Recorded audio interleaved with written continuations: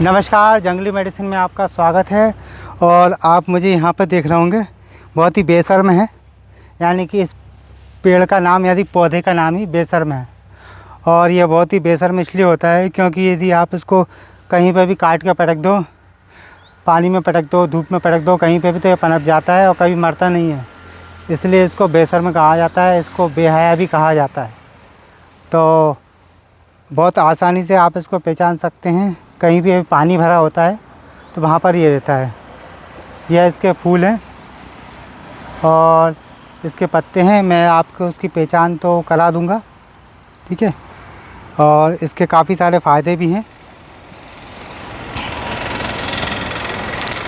इसको क्योंकि यहाँ पर मेरा कैमरा आ नहीं पाएगा। हाँ, इस पौधे को जानवर भी नहीं खाते हैं क्योंकि जानवरों को ये आभास रहता है कि यह जहरीला है और इसलिए जानवर इसको खाते नहीं हैं। ये लेकिन लोग अनुपयोगी समझते हैं इस पौधे को। ये अनुपयोगी नहीं है। इसके मैं आपको फ़ायदे बताऊंगा तो आप कहोगे अरे हमें तो मालूम ही नहीं था कि ये इतना ज़्यादा यूज़फुल है। और बहुत ही ज़्यादा इसके फ़ायदे होते हैं। तो चर्म रोगों में इसका इस्तेमाल किया जा सकता है। इसको खाने में यूज़ नहीं किया जाता है, खाने में इसको यूज़ नहीं किया जा सकता। यह इसके फूल हैं और इस प्रकार के इसके फूल होते हैं। ये देखिए इसके फूल हैं। ये फूल गिर चुका है, मैं दिखा रहा हूँ आपको। तो ये फूल है और जब हम इसके पत्तों को तोड़ते हैं तो दूध निकलता है। तो काफ़ी मात्रा में दूध निकलता है। ये छोटा है थोड़ा, जैसे ये पत्ता हमने तोड़ा तो यहाँ से ये दूध निकलने लगता है। तो सुबह के समय ज़्यादा दूध निकलता है और इस प्रकार के इसके पत्ते होते हैं और पत्ते काफ़ी बड़े भी हो जाते हैं। ये देखिए इतने बड़े पत्ते हो जाते हैं। और जब इसको हम तोड़ते हैं तो ये पोला रहता है, अंदर से पोला रहता है। लकड़ी इसकी जो होती है पोली रहती है। इसलिए पुराने समय में लोग बाग इसके अंदर तम्बाकू वगैरह भर के धूम्रपान भी किया करते थे। तो इसके और भी काफ़ी सारे फ़ायदे हैं। तो अलग अलग क्षेत्रों में अलग अलग नाम से इसको जाना पहचाना जाता है। तो आपकी जानकारी के लिए मैं आपको बता देता हूँ। इसको परदेसी आग, बेशरम, बेहया, नरसल, जंगली बाँस, ओड़िया में इसको अमीरी बोलते हैं। बामन आग भी बोला जाता है कहीं कहीं क्षेत्रों में।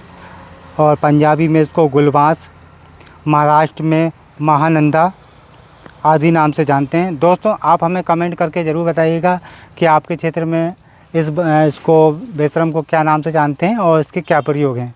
इसका सिर्फ खाने में ही प्रयोग नहीं, इसका कभी भी खाने में प्रयोग नहीं करना चाहिए, सिर्फ इसका लगाने में प्रयोग ही करना चाहिए। तो इसकी पहचान मैंने आपको बताई दी है। अब मैं आपको इसके फ़ायदे बताता हूँ। फ़ायदे ऐसे बताऊँगा जो बहुत ही ज़्यादा फ़ायदा करते हैं। तो किसी प्रकार की दाद है, खुजली है, एक्जिमा है, उसमें आप इसका प्रयोग कर सकते हैं। इसके दूध का प्रयोग कर सकते हैं या इसके पत्तों का रस का प्रयोग कर सकते हैं।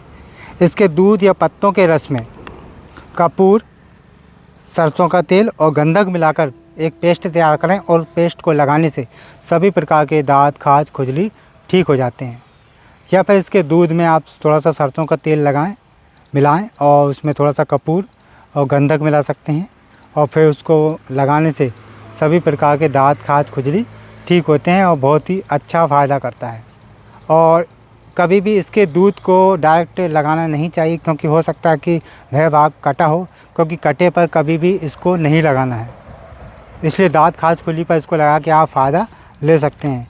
इसका दूसरा प्रयोग की हम बात करें तो किसी को चोट लग जाती है अचानक, कहीं पे गिर जाने से या एक्सीडेंट हो जाने से कहीं पे चोट लग गई, तो इसके पत्तों पर सरसों का तेल लगाकर थोड़ा गुनगुना करें, गर्म करें और वहाँ पर बांध दें, रख कर बांध दें और ऊपर से पट्टी बांध दें। तो आप देखेंगे कि 1-2 दिन में ही बहुत ही आराम मिल जाता है और जो सूजन है वह भी दूर हो जाती है और दर्द भी ठीक हो जाता है। तीसरा प्रयोग है गिल्टी के लिए। शरीर में किसी प्रकार की गांठ है, चर्बी वाली जो गांठ होती हैं, उसमें ये ज़्यादा फ़ायदा करता है। तो इसके पत्तों पर थोड़ा सा सरसों का तेल लगाना है और उसको गर्म करके और जहाँ पर भी गांठ है वहाँ पर बांध दें।